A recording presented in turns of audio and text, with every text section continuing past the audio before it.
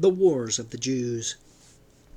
Book 1, containing the interval of 167 years, from Antiochus Epiphanes taking Jerusalem to the death of Herod the Great. Chapter 1. How the city of Jerusalem was taken and the temple pillaged by Antiochus Epiphanes, as also concerning the actions of the Maccabees, Matthias and Judas, and concerning the death of Judas.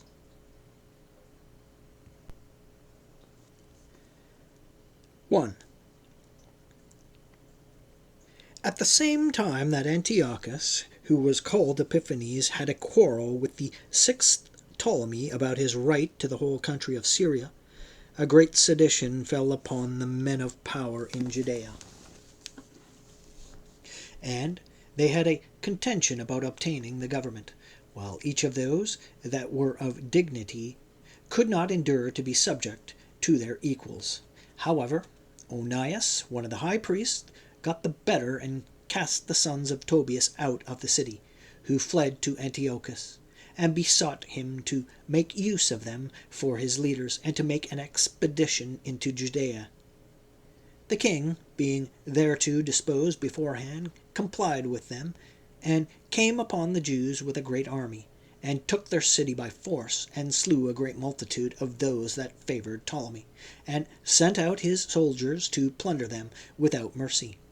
He also spoiled the temple, and put a stop to the constant practice of offering a daily sacrifice of expiation for 3 years and 6 months. But Onias, the high priest, fled to Ptolemy, and received a place from him in the Nomus of Heliopolis, where he built a city resembling Jerusalem, and a temple that was like its temple, concerning which we shall speak more in its proper place hereafter. Footnote: I see little difference in the several accounts in Josephus about the Egyptian temple, Onion, of which large complaints are made by his contemporary commentators. I see little difference in the several accounts in Josephus about the Egyptian temple, Onion, of which large complaints are made by his commentators. Onias, it seemed, hoped to have made it very like that at Jerusalem, and of the same dimensions, and so he appears to have really done as far as he was able and thought proper. Of this temple, see Antiquities, B. 13, chapter 3, sections 1, 2, and 3, and of the war, B. 7, chapter 10, section 3, end of footnote. 2. Now Antiochus was not satisfied either with his unexpected taking of the city, or with its pillage, or with the great slaughter he had made there, but being overcome with his violent passions, and remembering what he had suffered during the siege, he compelled the Jews to dissolve the laws of their country, and to keep their infants uncircumcised, and to sacrifice swine's flesh upon the altar, against which they all opposed themselves, and the most approved among them were put to death. Bacchides also, who was sent to keep the fortresses, having these wicked commands joined to his own natural barbarity, indulged all sorts of the extremest wickedness, and tormented the worthiest of the inhabitants, man by man, and threatened their city every day with open destruction, till at length he provoked the poor sufferers by the extremity of his wicked doings to avenge themselves. 3. Accordingly, Matthias, the son of Asamoneus, one of the priests who lived in a village called Modin, armed himself together with his own family, which had 5 sons of his in it, and slew Bacchides with daggers.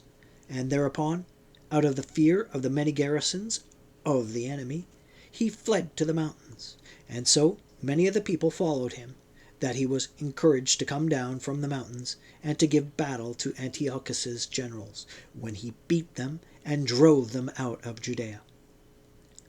So he came to the government by this his success, and became the prince of his own people, by their own free consent, and then died, leaving the government to Judas, his eldest son. 4. Now Judas, supposing that Antiochus would not lie still, gathered an army out of his own countrymen, and was the first that made a league of friendship with the Romans, and drove Epiphanes out of the country, when he had made a second expedition into it, and this by giving him a great defeat there. And when he was warmed by this great success, he made an assault upon the garrison that was in the city, for it had not been cut off hitherto. So he ejected them out of the upper city, and drove the soldiers into the lower, which part of the city was called the citadel. He then got the temple under his power, and cleansed the whole place, and walled it round about, and made new vessels for sacred ministrations, and brought them into the temple, because the former vessels had been profaned. He also built another altar, and began to offer the sacrifices. And when the city had already received its sacred constitution again, Antiochus died, whose son Antiochus succeeded him in the kingdom, and in his hatred to the Jews also. So this Antiochus got together 50,000 footmen, and 5,000 horsemen, and 80 elephants, and marched through Judea into the mountainous parts. He then took Bethshura, which was a small city, but at a place called Beth-Zacharias, where the passage was narrow. Judas met him with his army. However, before the forces joined battle, Judas's brother Eleazar, seeing the very highest of the elephants adorned with the large tower and with military trappings of gold to guard him, and supposing that Antiochus himself was upon him, he ran a great way before his own army, and cutting his way through the enemy's troops, he got up to the elephant, yet could not reach him who seemed to be the king, by reason of his being so high. But still he ran his weapon into the belly of the beast, and having done no more than attempted great things, and showed that he preferred glory before life.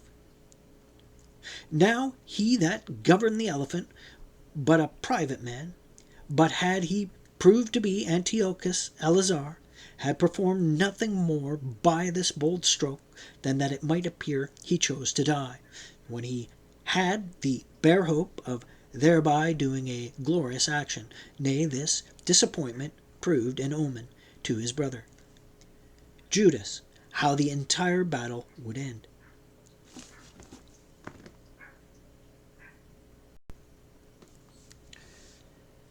It is true that the Jews fought it out bravely for a long time, but the king's forces, being superior in number, and having fortune on their side, obtained the victory. And when a great many of his men were slain, Judas took the rest with him, and fled to the toparchy of Govna. So Antiochus went to Jerusalem, and stayed there but a few days, for he wanted provisions, and so he went his way. He left indeed a garrison behind him, such as he thought sufficient to keep the place, but drew the rest of his army off to take their winter quarters in Syria. Now after the king was departed, Judas was not idle, for as many of his own nation came to him, so did he gather those that he had escaped out of the battle together, and gave battle again to Antiochus's generals at the village called Adasa. And being too hard for his enemies in the battle, and killing a great number of them, he was at last himself slain also. Nor was it many days afterward that his brother John had a plot laid against him by Antiochus's party, and was slain by them. Chapter 2. Concerning the successors of Judas, who were Jonathan, Simeon, and John Hyrcanus. 1. When Jonathan, who was Judas's brother, succeeded him, He behaved himself with great circumspection in other respects with relation to his own people, and he corroborated his authority by preserving his friendship with the Romans. He also made a league with Antiochus the son, yet was not all this sufficient for his security, for the tyrant Trypho, who was guardian to Antiochus's son, laid a plot against him, and besides that, endeavored to take off his friends and caught Jonathan by a wile, as he was going to Ptolemais to Antiochus with a few persons in his company, and put them in bonds, and then made an expedition against the Jews. But when he was afterward driven away by Simeon, who was Jonathan's brother, and was enraged at his defeat, he put Jonathan to death. 2.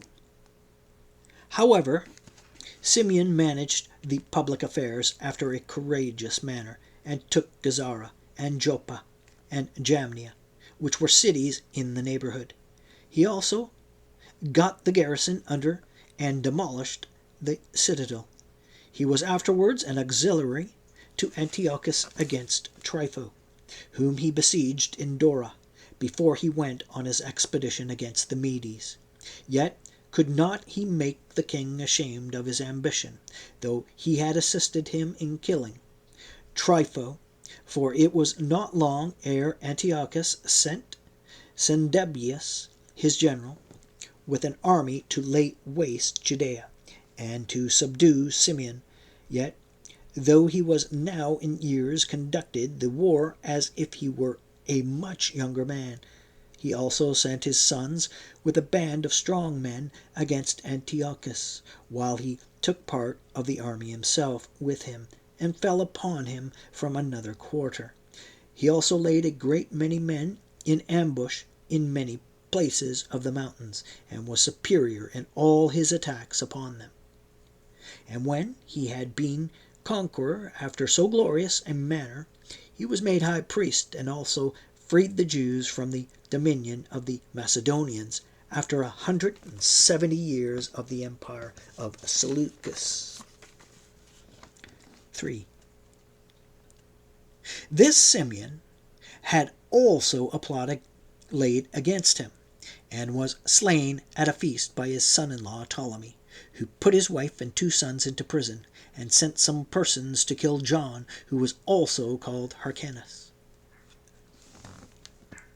Footnote: why this John, the son of Simeon, the high priest and governor of the Jews, was called Hyrcanus, Josephus nowhere informs us, nor is he called other than John at the end of the first book of the Maccabees.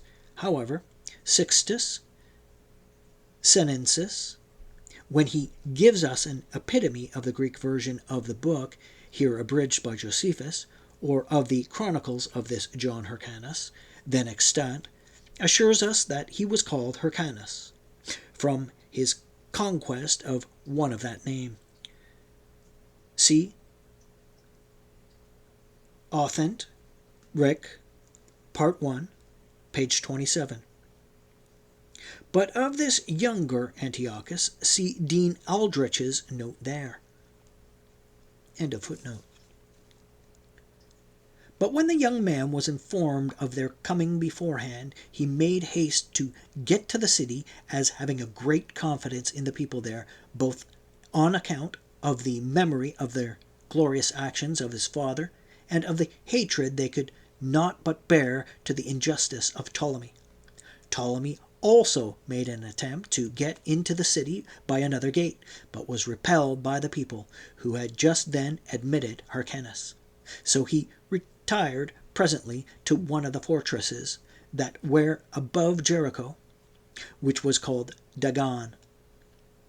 Now, when Hyrcanus had received the high priesthood, which his father had held before, and had offered sacrifice to God, he made great haste to attack Ptolemy, and he might afford relief to his mother and brethren. 4. So he laid siege to the fortress, and was superior to Ptolemy in other respects, but was overcome by him as to the just affection he had for his relations. For when Ptolemy was distressed, he brought forth his mother and his brethren, and set them upon the wall, and beat them with rods in everybody's sight, and threatened that, unless he would go away immediately, he would throw them down headlong, at which sight Hyrcanus's commiseration and concern were too hard for his anger. But his mother was not dismayed, neither at the stripes she received, nor at the death with which she was threatened, but stretched out her hands and prayed her son not to be moved with the injuries that she suffered, to spare the wretch, since it was to her better to die by the means of Ptolemy than to live ever so long, provided he might be punished for the injuries he had done to their family. Now John's case was this. When he considered the courage of his mother, and heard her entreaty, he set about his attacks. But when he saw her beaten and torn to pieces with the stripes, he grew feeble, and was entirely overcome by his affections. And as the siege was delayed by this means, the year of rest came upon which the Jews rest every 7th year, as they do on every 7th day. On this year, therefore, Ptolemy was freed from being besieged, and slew the brethren of John with their mother, and fled to Zeno, who was also called Cotylus, who was the tyrant of Philadelphia. 5. And now Antiochus was so angry at what he had suffered from Simeon, that he made an expedition into Judea, and sat down before Jerusalem, and besieged Hyrcanus. But Hyrcanus opened the sepulchre of David, who was the richest of all kings, and took thence about 3,000 talents in money, and induced Antiochus, by the promise of 3,000 talents, to raise the siege. Moreover, he was the first of the Jews that had money enough, and began to hire foreign auxiliaries also. 6. However, at another time, when Antiochus was gone about an expedition against the Medes, and so gave Hyrcanus the opportunity of being avenged upon him, he immediately made an attack upon the cities of Syria, as thinking, what proved to be the case with them, that he should find them empty of good troops. So he took Medaba and Samnia, with the towns in their neighborhood, as also Shechem and Gerizim, and besides these he subdued the nation of the Cuthians, who dwelt round about that temple, which was built in imitation of the temple at Jerusalem. He also took a great many other cities of Idumea, with Edorion and Marissa. Just a personal footnote, most of us will recognize Idumea as the place of origin of Herod and his people. 7. He also proceeded as far as Samaria, where is now the city of Sebaste, which was built by Herod the king, and encompassed it all around with a wall, and set his sons Aristobulus and Antigonus over the siege, who pushed it on so hard that a famine so far prevailed within the city that they were forced to eat whatever was esteemed food. They also invited Antiochus, who was called Cyzicenus, to come to their assistance, whereupon he got ready and complied with their invitation, but was beaten by Aristobulus and Antigonus, and indeed he was pursued as far as Scythopolis by these brethren, and fled away from them. So they returned back to Samaria, and shut the multitude again within the wall. And when they had taken the city, they demolished it, and made slaves of its inhabitants. And as they had still great success in their undertakings, they did not suffer their zeal to cool, but marched with an army as far as Scythopolis, and made an incursion upon it, and laid waste all the country that lay within Mount Carmel. 8. But then these successes of John and of his sons made them be envied and occasioned sedition in the country. And many there were who got together and who would not be at rest till they broke out into open war, in which war they were beaten. So John lived the rest of his life very happily, and administered the government after a most extraordinary manner, and this for 33 entire years together. He died, leaving 5 sons behind him. He was certainly a very happy man, and afforded no occasion to have any complaint made of fortune on his account. He it was who alone had 3 of the most desirable things in the world: the government of his nation, and the high priesthood, and the gift of prophecy. For the deity conversed with him, and he was not ignorant of anything that was to come afterwards, insomuch that he foresaw and foretold that his 2 eldest sons would not continue masters of the government, and it will highly deserve our narration to describe their catastrophe, and how far inferior these men were to their father in felicity. Chapter 3. How Aristobulus was the first that put a diadem about his head, and after he had put his mother and brother to death, died himself, when he had reigned no more than a year. 1. For after the death of their father, the elder of them, Aristobulus, changed the government into a kingdom, and was the first to put a diadem upon his head, 471 years and 3 months after our people came down into this country, when they were set free from the Babylonian slavery. Now of his brethren he appeared to have an affection for Antigonus, who was next to him, and made him his equal. But for the rest he bound them and put them in prison. He also put his mother in bonds for her contesting the government with him, for John had left her to be the governess of public affairs. He also proceeded to that degree of barbarity as to cause her to be pined to death in prison. 2. But vengeance circumvented him in the affair of his brother Antigonus, whom he loved, and whom he made his partner in the kingdom. For he slew him by the means of the calumnies which ill men about the palace contrived against him. At first, indeed, Aristobulus would not believe the reports, partly out of the affection he had for his brother, and partly because he thought that a great part of these tales were owing to the envy of their relators.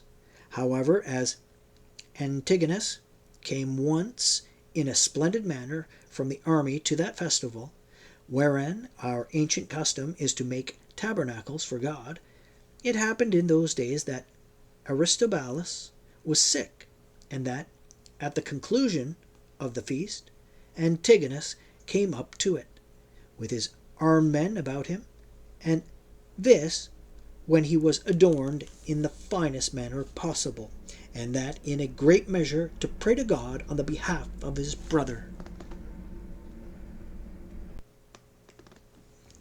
Now, at this very time it was that these ill men came to the king, and told him in what a pompous manner the armed men came, and with what insolence Antigonus marched, and that such his insolence was too great for a private person, and that accordingly he was come with a great band of men to kill him, for that he could not endure this bare enjoyment of royal honor, when it was in his power to take the kingdom himself. 3. Now Aristobulus, by degrees and unwillingly, gave credit to these accusations, and accordingly he took care not to discover his suspicion openly, though he provided to be secure against any accidents. So he placed the guards of his body in a certain dark subterraneous passage, for he lay sick in a certain place called formerly the Citadel, though afterwards its name was changed to Antonia. And he gave orders that if Antigonus came unarmed, they should let him alone, but if he came to him in his armor, they should kill him. He also sent some to let him know beforehand that he should come unarmed. But upon this occasion the queen very cunningly contrived the matter with these and those that plotted his ruin. For she persuaded those that were sent to conceal the king's message, but to tell Antigonus how his brother had heard he had got a very fine suit of armor, made with fine martial ornaments in Galilee, and because his present sickness hindered him from coming and seeing all that finery, he very much desired to see him now in his armor, because, said he, in a little time thou art going away from me. 4. As soon as Antigonus heard this, the good temper of his brother not allowing him to suspect any harm from him, he came along with his armor on to show it to his brother. But when he was going along that dark passage, which was called Strato's Tower, he was slain by the bodyguards and became an eminent instance how calumny destroys all goodwill and natural affection, and how none of our good affections are strong enough to resist envy perpetually.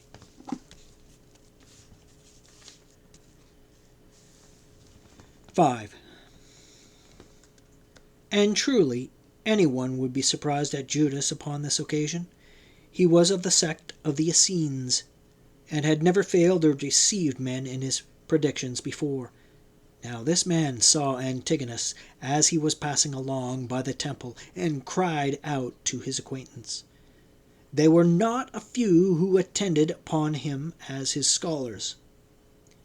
"O strange," he said, "it is good for me to die now, since truth is dead before me, and somewhat that I have foretold hath proved false. For this Antigonus is this day alive, who ought to have died this day, and the place where he ought to be slain, according to that fatal decree, was Strato's Tower, which is at the distance of 600 furlongs from this place, and yet 4 hours of this day are over already, which point of time renders the prediction impossible to be fulfilled." And when the old man had said this, he was dejected in his mind, and so continued. But in a little time news came that Antigonus was slain in a subterraneous place, which was itself called Strato's Tower, by the same name with that Caesarea that lay by the seaside, and this ambiguity it was which caused the prophet's disorder. 6. Hereupon Aristobulus repented of the great crime he had been guilty of, and this gave occasion to the increase of his distemper. He also grew worse, and his soul was constantly disturbed at the thought of what he had done, till his very bowels began being torn to pieces by the intolerable grief he was under. He threw up a great quantity of blood, and as one of those servants that attended him carried out the blood, he, by some supernatural providence, slipped and fell down in the very place where Antigonus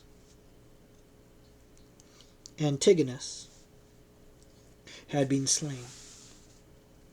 And as one of those servants that attended him carried out the blood, he, by some supernatural providence, slipped and fell down in the very place where Antigonus had been slain. And so he spilt some of the murderer's blood upon the spots of the blood of him and had been murdered, which still appeared. Hereupon a lamentable cry arose from the spectators, as if the servant had spilled the blood on purpose in that place. And as the king heard that cry, he inquired what was the cause of it. And while nobody durst tell him, he pressed them so much the more to let him know what was the matter. So at length, when he had threatened them and forced them to speak out, they told, whereupon he burst into tears, and groaned, and said, "So I perceive I am not like to escape the all-seeing eye of God as to the great crimes I have committed, but the vengeance of the blood of my kinsman pursues me hastily. O thou most impudent body, how long wilt thou retain a soul that ought to die, on account of that punishment it ought to suffer, for a mother and a brother slain? How long shall I myself spend my blood drop by drop? Let them take it all at once, and let their ghosts no longer be disappointed by a few parcels of my bowels offered to them." As soon as he had said these words, he presently died, when he had reigned no longer than a year.